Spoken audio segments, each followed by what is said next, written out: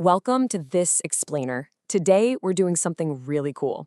We're taking a centuries-old text and, well, turning it into a dynamic life map.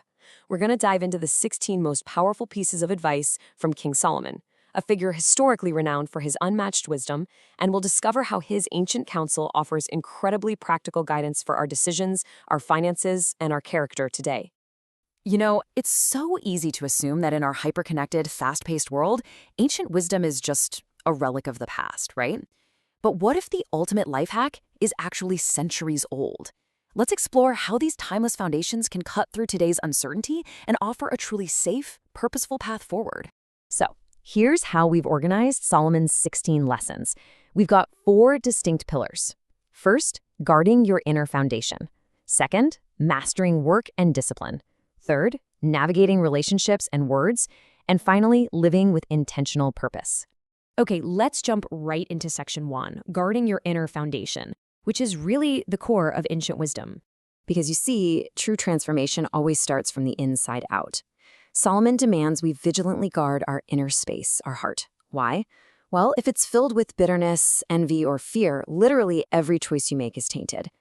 Guarding your heart basically means being ruthlessly selective about the influences and emotions you actually let into your mind. Trust in the Lord with all thine heart, and lean not unto thine own understanding. This right here is a massive invitation to let go of our modern obsession with the illusion of control. I mean, we constantly search for quick answers that make sense to our limited logic, don't we? But leaning away from your own understanding means recognizing your limits and placing your future into perfect wisdom, even when the outcome isn't totally clear. Notice the stark contrast between these two paths. Pride pushes a person to elevate themselves, which effectively shuts down their ability to listen until they inevitably fall. Humility, on the flip side, isn't weakness at all. Actually, it's remaining grounded. It's valuing wise counsel and recognizing, hey, there's always room to grow, which fundamentally protects us from making unnecessary mistakes.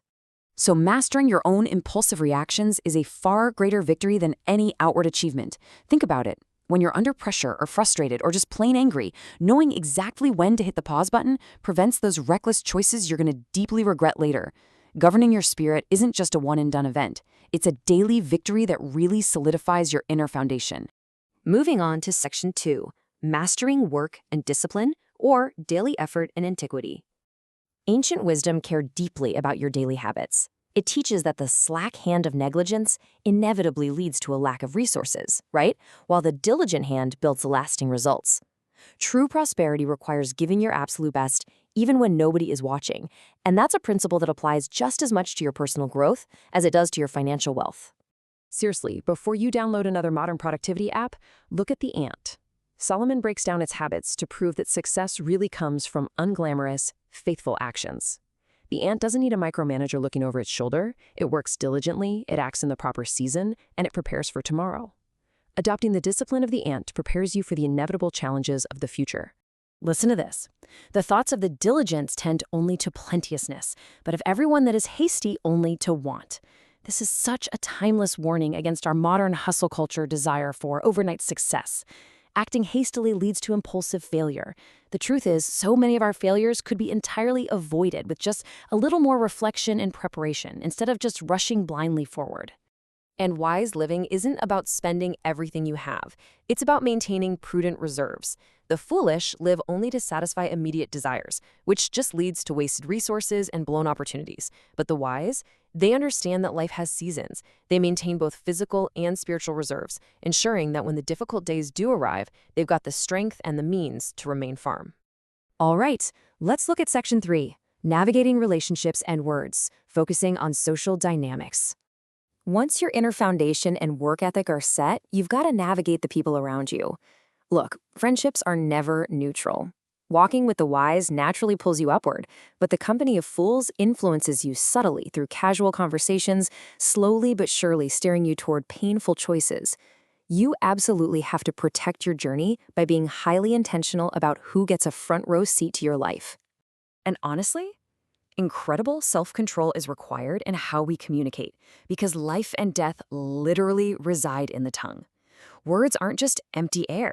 They carry tangible power. Speaking wisely doesn't mean you just sit there and remain silent. It means knowing the right moment and the exact right way to speak. Careless speech creates conflicts that can last for years, while prudent, perfectly timed speech acts as this incredible restorative force that reveals a healthy, guarded heart. Furthermore, the text advises, hear counsel and receive instruction, that thou mayest be wise in thy latter end. Avoiding failure requires the humility to listen to correction. If you close your heart to advice, you are severely limiting your own growth. And listening isn't just hearing the words, it means carefully reflecting and actually applying that feedback so you mature with greater consistency over time. Which brings us to our final pillar, Section 4, living with intentional purpose and looking at the broader life impact.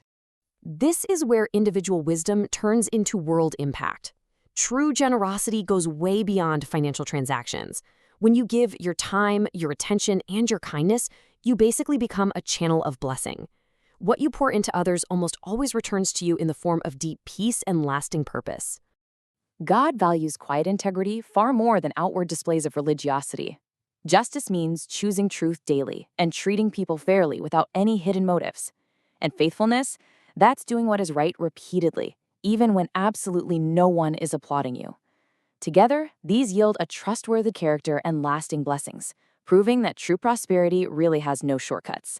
Commit thy works unto the Lord, and thy thoughts shall be established.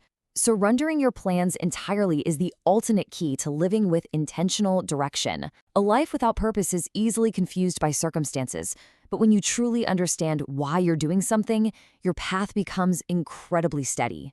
So, the absolutely crucial point to take away from this explainer is that ancient wisdom is a daily practical compass. It requires consistent practice. Small, seemingly mundane daily decisions shaped by discernment, they compound into extraordinary results over time. And remember, if you want real transformation, it has to happen from the inside out. As we wrap up, look at your own modern distractions and ask yourself, are you truly guarding your heart, or are you just reacting to all the noise? If Solomon were to audit your life today, which of these 16 lessons would he tell you to apply first? Wisdom is only as good as its application. Thanks for joining me for this explainer. Take these lessons, reflect on them, and start building your intentional path forward today.